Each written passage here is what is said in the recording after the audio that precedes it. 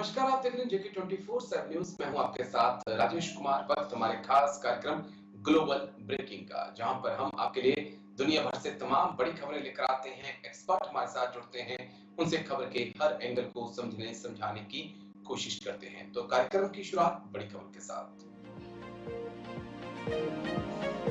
America की सत्ता में डोनाल्ड ट्रंप की वापसी। डोनाल्ड ट्रंप ने की प्रधानमंत्री मोदी की तारीफ। पूरी दुनिया पीएम मोदी से प्यार करती है। Donald Trump America first policy का भारत पर होगा असर। बड़ी खबर आपको बता दें इस वक्त की अमेरिका की सत्ता में डोनाल्ड ट्रंप की वापसी हो चुकी है।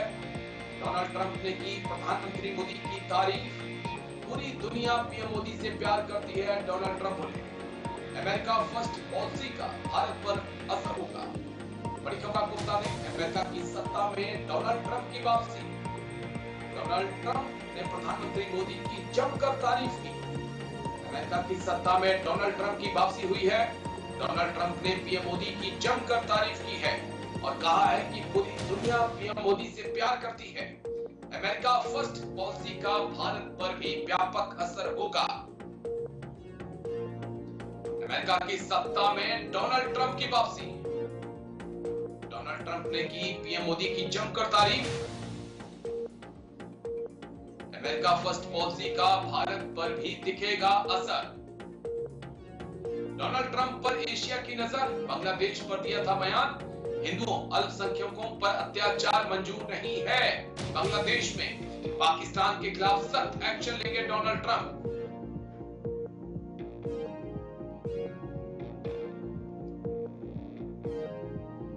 पाकिस्तान पे खिलाफ सख्त होंगे ट्रंप। पाकि फंडिंग पर रोक लग सकती है एक बार फिर। इमरान खान के अच्छे दिन भी आ सकते हैं। Next graphics.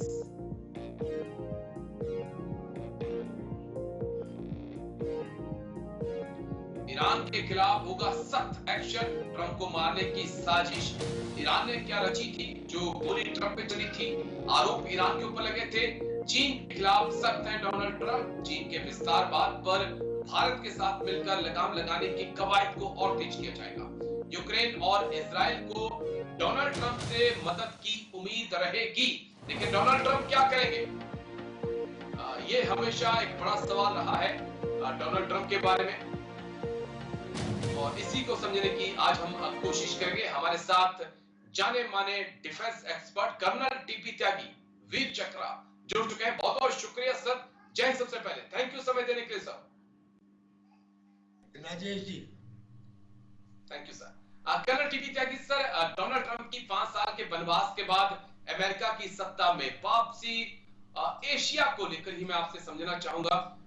क्या कुछ रुख डोनाल्ड ट्रंप का हो सकता है? क्या बाइडेन से एक अलग रास्ता डोनाल्ड ट्रंप अख्तियार कर सकते हैं साहब? देखिए, पहली बात तो ये है कि अमेरिका के प्रेसिडेंट को वहां की डीप एस्टेट की बनाई हुई पॉलिसी के अंतर्गत चलना होता है। वो 5 से 10% ही उनमें बदलाव कर सकते हैं। जब मैं डीप एस्टेट कहता हूँ, इसका मतलब वहाँ का CIA, वहाँ की FBI, वहाँ का पेंटागन, वो पॉलिसी निर्धारित करते हैं। थोड़ा बहुत असर उसमें प्रेसिडेंट डाल सकता है। अब जो डोनाल्ड ट्रंप है, पहली बात तो ये कि हिस्ट्री में अमेरिका की ये पहली बार हुआ है कि कोई प्रेसिडेंट हारने के बाद दोबारा चुना जाए। तो ये इसके लिए मुबारकबाद है डोनाल्ड ट्रंप को। डोनाल्ड ट्रंप के आने से असर कई सारे देशों के ऊपर दिखाई दे रहा है। सबसे पहले तो आप भारत को लीजिए। भारत के लिए तो वो पहले से कहते रहे हैं कि मोदी जी एक शानदार इंसान है, और उन्होंने अपने चुनावी भाषणों में कहा था कि मैं हिंदुस्तान से अपने रिश्ते और ज्यादा मजबूत करूंगा, और सारी दुनिया मोदी से प्यार करती है, और हिंदुस्तान यानी कि भारत और मोदी मेरे सच्चे दोस्त हैं। बड़े ताज्जुब की बात है कि धुर दुश्मन यानी कि रशिया का भी सच्चा दोस्त भारत है और अमेरिका का भी सच्चा दोस्त भारत है। खैर, लेकिन इनकी बातों में थोड़ी सी सच्चाई यूं नजर आती है कि चुनावी भाषणों के दौरान इन्होंने कहा था कि जो ग्लोबली हिंदूज है उनको मैं प्रोटेक्ट करूंगा, और मैं अपने भारत के साथ रिश्ते और मजबूत करूंगा। बांग्लादेश में इन्होंने हिंदुओं पे हो रहे अत्याचार के खिलाफ भी आवाज उठाई थी। इतना ही नहीं, जो वहाँ के मोहम्मद यूनुस हैं, मोहम्मद यूनुस ने जब ये पहली बार हिलेरी क्लिंटन से चुनाव जीते थे तो मोहम्मद यूनुस ने इनकी खिल्ली उड़ाते हुए कहा था कि ट्रंप जो है वो दुनिया के लिए एक सूर्य ग्रहण की तरह है, लाइक ए सोलर एक्लिप्स। इन्होंने कहा कि ये जो मोहम्मद यूनुस है ये तो डेमोक्रेट्स का पिछलग्गू है, उनका पिट्ठू है, यानी कि वो मोहम्मद यूनुस की सरकार से खुश नहीं है। यानी कि शेख हसीना जो इस समय हिंदुस्तान में है और हिंदुस्तान से ये अच्छे ताल्लुकात रखते हैं, यानी कि मुमकिन है कि शेख हसीना की वापसी के बारे में ये कोई प्लान बनाए। इतना ही नहीं, इतना जो इनकी फर्स्ट अमेरिका पॉलिसी है, यहाँ आके क्वेश्चन मार्क खड़ा होता है। इस फर्स्ट इंडिया पॉलिसी के अंतर्गत जब बिडेन सरकार थी तो उस समय HIV वीजा में जो डिनाइल था वो करीब 4% था, और जब इनकी सरकार थी तो जो डिनाइल था वो करीब 20% से भी ज्यादा था। यानी कि ये हिंदुस्तान के कम लोगों को HIV वीजा देते थे, नंबर एक। दूसरी एक बात, ये बड़े मजे की बात कहते हैं, ये कहते हैं कि एक बहुत अच्छा शब्द है लव, एक दूसरा अच्छा शब्द है फेथ, और बोले तीसरा अच्छा शब्द है टैरिफ। टैरिफ का मतलब ये कि ये हिंदुस्तान से आने वाली प्रोडक्ट पे टैरिफ बढ़ा के पैसे कमा सकते हैं, चाइना के प्रोडक्ट के ऊपर पैसे कमा सकते हैं। तो ये टैरिफ बढ़ाएंगे, क्योंकि इन्होंने खुल्ला और बार बार ये कहा है कि मेरी अंतिम सांस तक अमेरिका फर्स्ट है, यानी कि ये टैरिफ बढ़ा सकते हैं। इसलिए इनकी फर्स्ट अमेरिका पॉलिसी हिंदुस्तान के थोड़ा बहुत अगेंस्ट भी जा सकती है, लेकिन कुल मिला के प्रोज एंड कॉन्स के बाद इनकी जीत हिंदुस्तान के लिए एक अच्छा शगुन है। ठीक है सर, मैं अगली खबर पे जाऊंगा, लेकिन उससे पहले एक सवाल मैं जो आपसे समझना चाहता हूं उसका जवाब मुझे चाहिए होगा, क्योंकि हाल ही में हमने देखा कि भारत अमेरिका गुरपतवंत सिंह पन्नू को लेकर आमने सामने थे। गृह मंत्री अमित शाह के ऊपर भी कई आरोप लगे, निज्जर को लेकर आमने सामने थे। फाइव आइज के दम पर जस्टिन ट्रूडो अनाप शनाप आरोप भारत के ऊपर लगा रहे थे। क्या उस एंगल से डोनाल्ड अब थोड़ा नजरिया बदलेगा? बिल्कुल, हालांकि हमें ये नहीं भूलना चाहिए कि अमेरिका और कनाडा आपस में एक दूसरे के इतने नजदीक हैं कि अगर बारिश अमेरिका में होती है तो कनाडा के लोग छाता निकाल लेते हैं।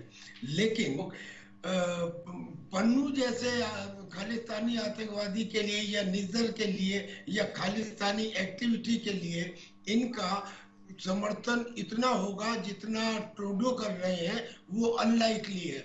उसका कारण ये है कि ये बेसिकली आतंकवाद के विरुद्ध है। अगर आतंकवाद के विरुद्ध ना हुए होते तो इन्होंने पाकिस्तान के रेडिकल इस्लाम की बुराई ना की होती, इन्होंने पाकिस्तान की मदद बंद ना की होती, इन्होंने इजराइल को ये ना कहा होता कि तुमने जो हमास में किया वो ठीक किया। अगर ये आतंकवाद के विरुद्ध ना होते तो ये ना कहते कि ईरान को किसी भी कीमत पर न्यूक्लियर पावर नहीं बनने देंगे। यानी कि आतंकवाद पे इनका रवैया करीब करीब हिंदुस्तान जैसा है, इसलिए ये किसी आतंकी संगठन को उतनी तरजीह नहीं देंगे जो अपने पॉलिटिकल सर्वाइवल के लिए कनाडा के प्राइम मिनिस्टर ट्रूडो दे रहे हैं। ठीक है सर, चलिए मैं लौटता हूं सर आपके पास। एक और बड़ी खबर आ रही है, उसके बाद मैं आपके पास आता हूं। इस वक्त की एक और बड़ी खबर, उसके बाद कर्नल टीपी टैगी सर के पास हम लौटेंगे। नेतन्याहू सरकार में सब कुछ ठीक नहीं चल रहा। रक्षा मंत्री योव गैलेंट को नेतन्याहू ने बर्खास्त किया। विदेश मंत्री कार्टेंस को नया रक्षा मंत्री नियुक्त किया। इजराइल की सुरक्षा मेरे लिए प्राथमिकता रही है, गैलेंट बोले। नेतन्याहू सरकार में सब कुछ नहीं चल रहा ठीक।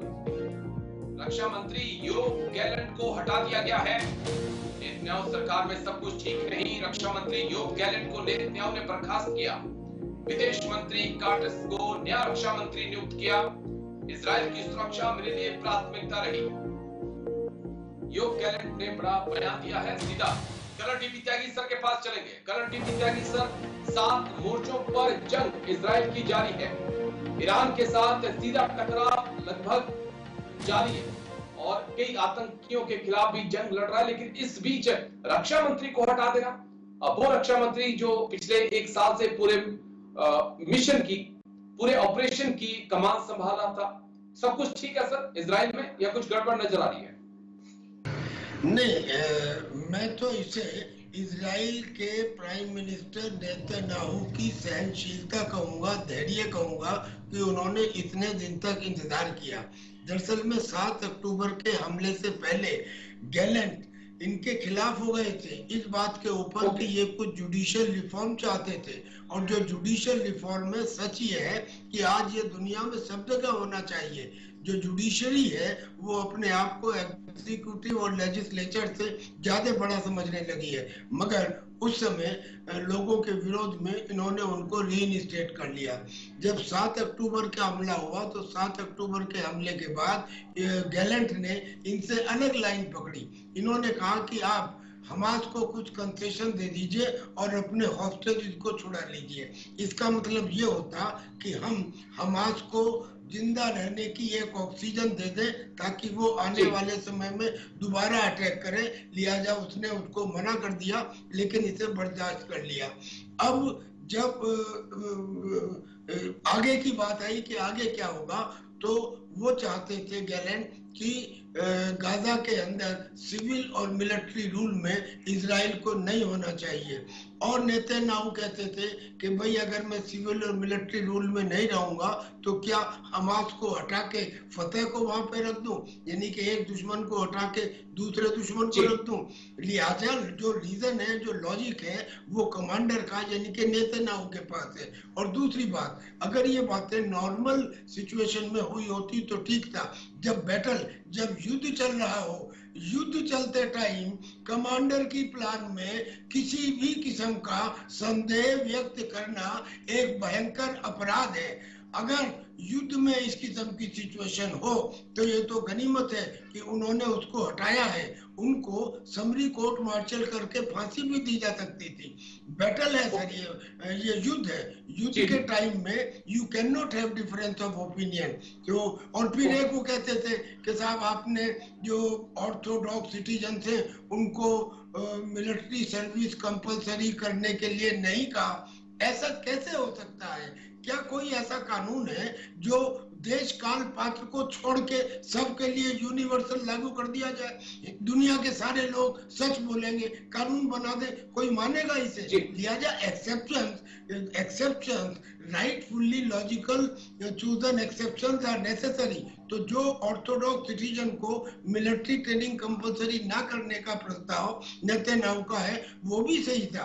तो मैं इसमें गलती गैलेंट की मानता हूँ। जहां तक ये है कि जनता चिल्ला रही है, जनता तो चिल्लाएगी, जनता का तो काम ही चिल्लाना है। वो तो हॉस्टेज के ऊपर चिल्ला रही थी। अगर हिंदुस्तान में जब हमारे आतंकियों को छोड़ा गया था और अपने कुछ 100-150 लोगों की जान बचाने के लिए, अगर उस समय ना छोड़ा जाता तो तब से लेके आज तक का आतंकी इतिहास 0 हो गया होता।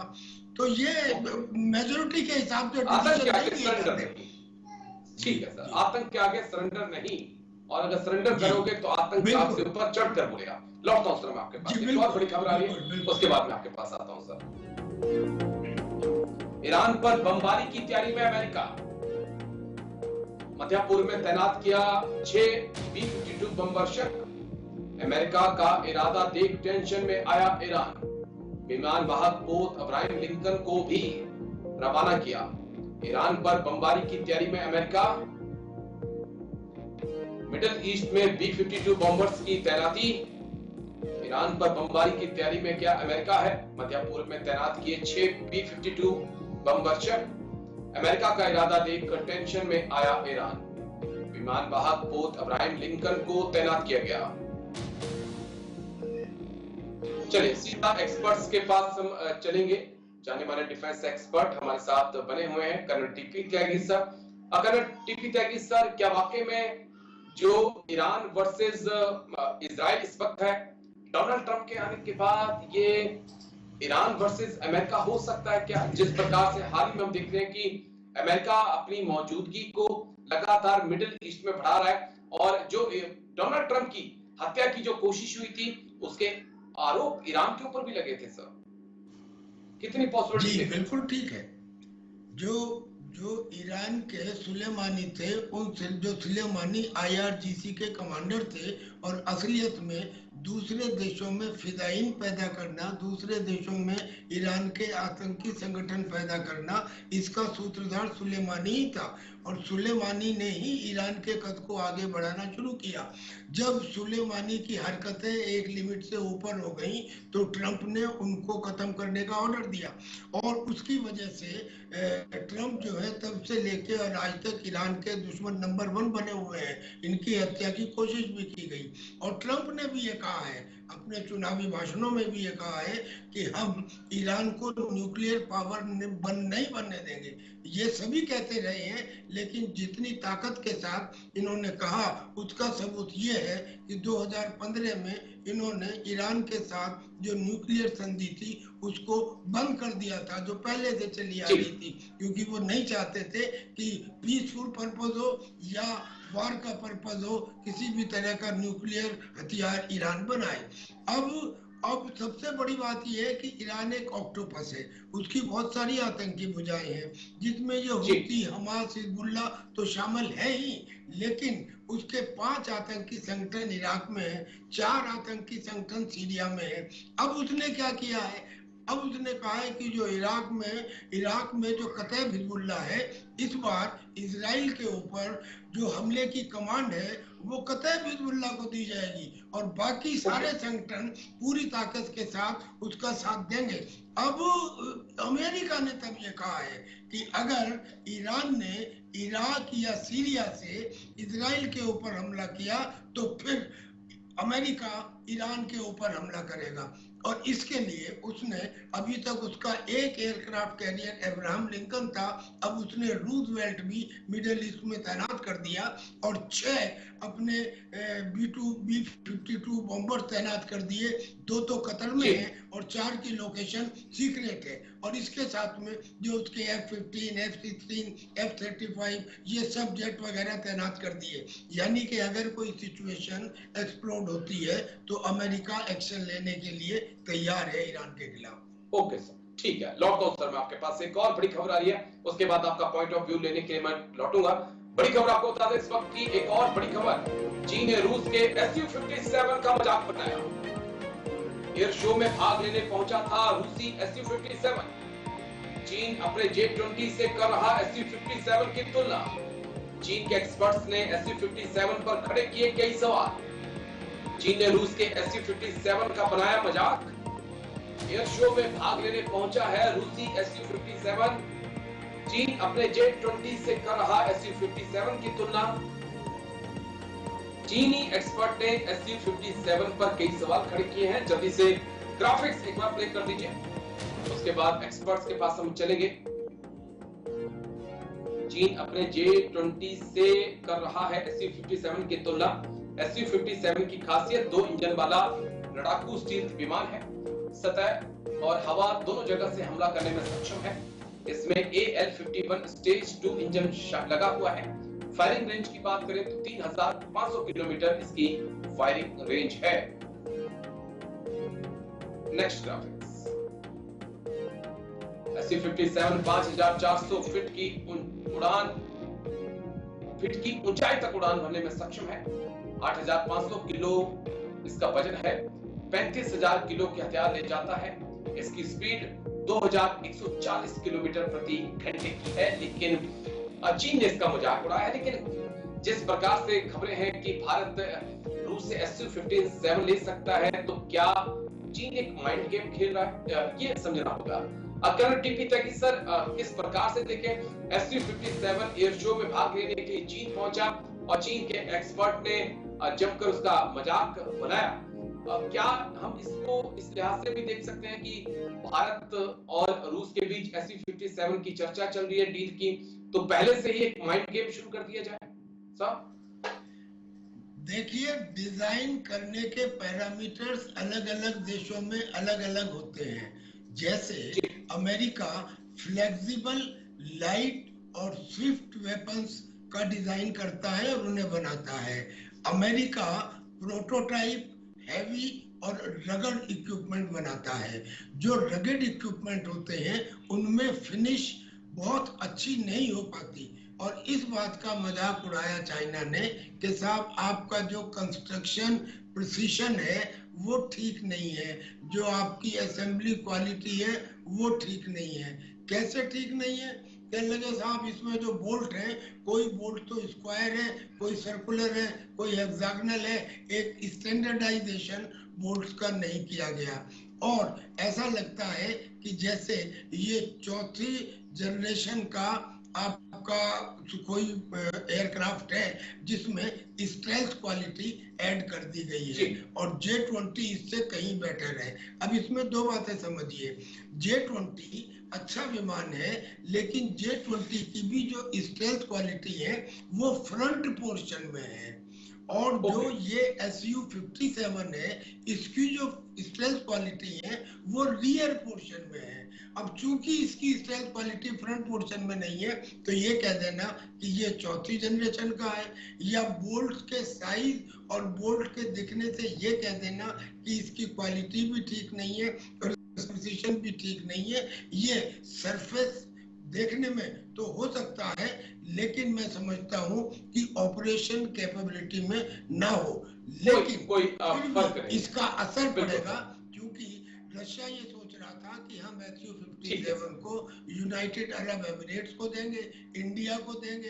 अब ये लोग पीछे हटेंगे क्योंकि चाइना ने इस किस्म का कमेंट किया, इनका मजाक उड़ा दिया। कह सकते हैं कि एक माइंड गेम चीन खेल रहा है। लेकिन बहुत बहुत शुक्रिया कर्नल टीपी त्यागी सर आपका, आप आए और इतनी बारीकी से तमाम सवालों के आपने जवाब दिए, अपने पॉइंट ऑफ व्यू रखे, बहुत बहुत शुक्रिया इसके लिए। ग्लोबल ब्रेकिंग में आज मेरे साथ इतना ही, कल फिर होगी मुलाकात, दीजिए इजाजत, नमस्कार।